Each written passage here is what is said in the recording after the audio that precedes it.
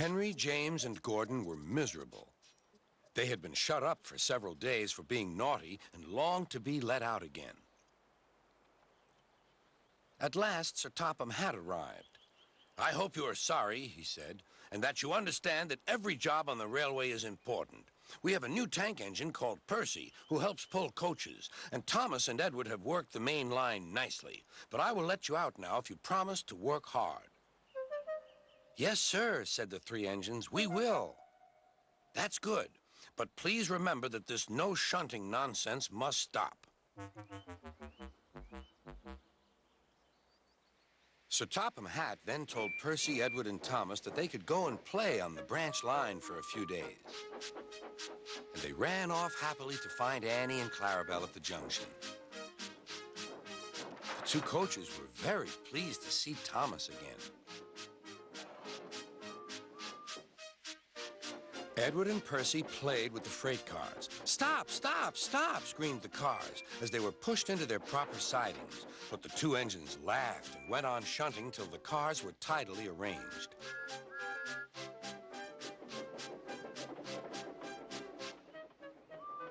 Next, Edward took some empty cars to the quarry. Percy was left alone. He didn't mind that a bit. He liked watching trains and being cheeky to the other engines. "Hurry, hurry, hurry," he would call, and they got very cross.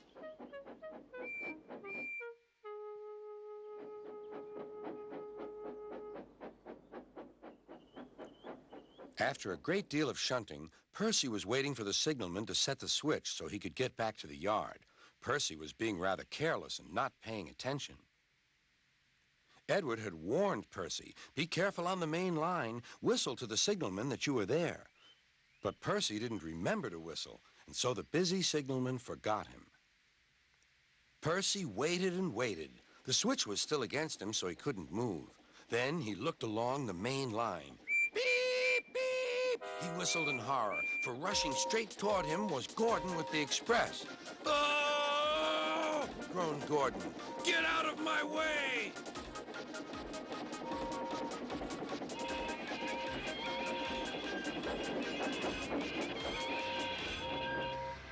Percy opened his eyes.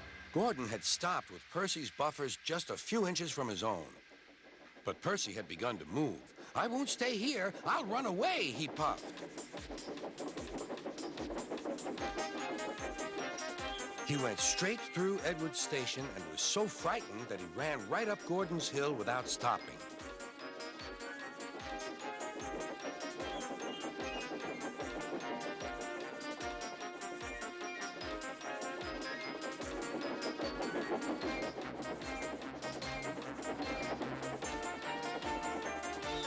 After that, he was tired, but he couldn't stop.